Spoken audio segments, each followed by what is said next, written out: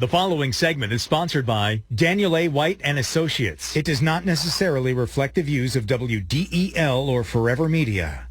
Rick Jensen on 1150 AM, 1017 FM, WDEL. I've been a happy client of Dan White and Associates for many, many years. Financial planners specializing in retirement income.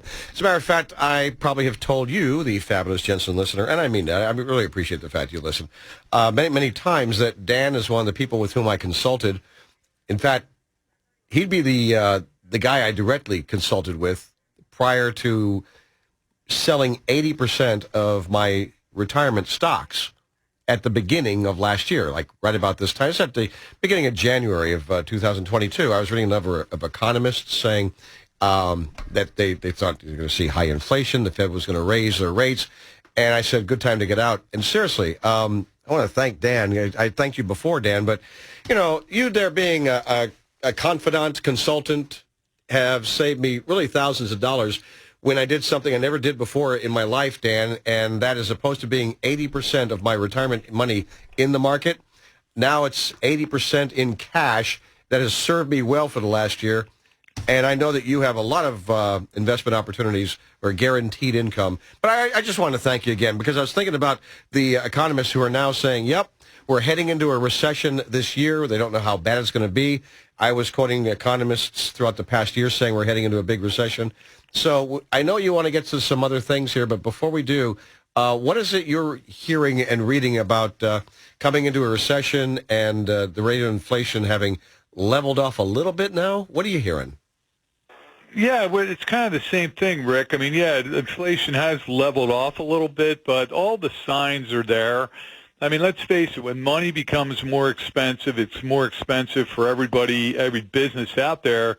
It cuts into their profits. I mean, if they've got debt, they're refinancing debt at a higher level. It just raises the cost of doing business. And now you're starting to see it, especially with the tech companies. Microsoft laying off 5% of their workforce. Google's having Amazon, 20,000 workers. Salesforce, and now it's leaking a little bit into manufacturing. We just saw where 3M is having layoffs as well. So, you don't really see a recession without unemployment ticking up, and we're starting to see that happen pretty widespread across the board. All right. Well, what do we do?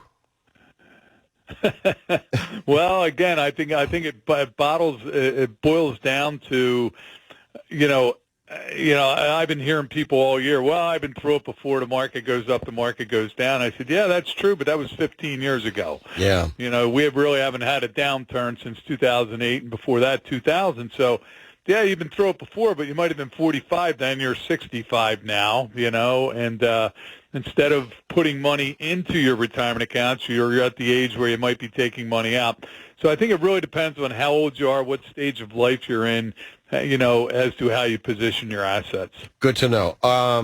Secure Act 2.0, man, I mean, all these changes are coming around. And you've talked about how it affects some different plans, 403Bs. Dan Simon was on talking about some of these other plans. What else does this new Secure Act affect? They really did, cram in a lot of stuff. I mean, 350 pages of the 4,000-page bill was on retirement plan changes. And one of the things they did, which I think is really kind of positive, you run into people who, were saving for their grandkids, putting money away, maybe into 529 plans. So 529 plans, you put the money in, it grows tax deferred, and then if the kid used it for education expenses, all the money came out of the 529 tax-free, very similar to a Roth. Problem was, if the kid didn't go to college, if you didn't use it for education purposes, you were taxed on it and even hit with a penalty. So under the new provision, under Secure Act 2.0, they've alleviated that. They're saying beneficiaries would be able to do a rollover. It's up to a lifetime rollover of up to $35,000 from a 529 to a Roth in the child's name. The rollovers are subject to the Roth IRA annual contribution limits. So you can't do 35 all at once. You might only be able to do 6,000 or 6,500. And the 529 would have had to have been open for at least 15 years. So it's kind of a little window, but we do run into people that have been saving. Maybe they plop some money into a 529 for a grandchild. If the child doesn't go to college, if there's excess funds sitting there, this is an avenue where you can perhaps roll the money out of the 529 into a Roth for the child. So are there any time limits here? I mean, going forward? Not that, again, we're still diving into this as we speak, but, not that I've read that there's any time limits. The main benefit here is to remove the uncertainty that happens if you were to overfund, a 529 if your kids don't need it. Let's say your kid gets a scholarship and doesn't need all the money. Now you're kind of stuck. If you don't spend it, you're going to be taxed on it. So this is a kind of a nice thing, and I think it's a very positive thing. Yeah, I've always been concerned about, what if the kid decides not to go to college at all? And I know that Dan White, I know that you have alternates for people who say, well, if you get stuck into something and the kid decides not to go to college, you could be hit with, some penalties and taxes. Yeah, it's kind of interesting. We talked about this probably a year ago, I remember, saying that, hey, if you weren't crazy about a 529, you do the Roth, you do Roth contributions in your name, you can still pull them out to fund the college, but if the kid doesn't go to college or doesn't, need the money, hey, the Roth is in your name. Well, this is very similar to what they're doing in Secure Act 2.0, but the Roth is not going to be in your name, it's going to be in the kid's name. So, in listening to you talk about this, Dan, I know it's probably a pretty broad question, but is there anything that makes the 529 that much better than a Roth for this particular purpose? Let's say if the kid does go to college. Yeah, the kid. I mean, really, it's 6 of one, half dozen of another. Yeah. I mean, I know people that use them both. I mean, the only thing is, if you are doing the 529, the money is going to stay in the kid's name, and if you do the Roth, the money's going to stay in your name. So I guess the question is, are you really making a gift to the kid, or are you just trying to help him out, and if he doesn't go, then, hey, screw the kid, and the money's yours. or if he doesn't go, you could say, okay, what are you going to do? You're going to go to trade school? You're going to learn something else? Yeah. Fine, you can help with that, Exactly. and you don't have to follow. See, so many of these college saving plans have so many rules and restrictions that, right. It's kind of like a scholarship, for example. I remember working for a service organization. We wanted to do a scholarship for kids in high school, and we did it specifically for kids at Concord High School.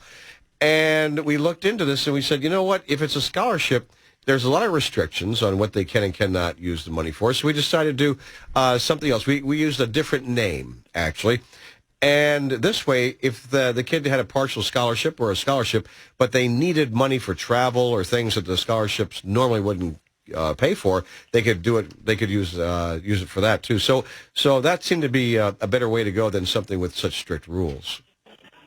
Yeah, I mean, the 529s are pretty lenient. When they say education expenses, I mean, they cover a wide variety. I mean, it could be computers, it could be, equipment. I mean, they're pretty lenient as far as what they clarify as education expenses. So.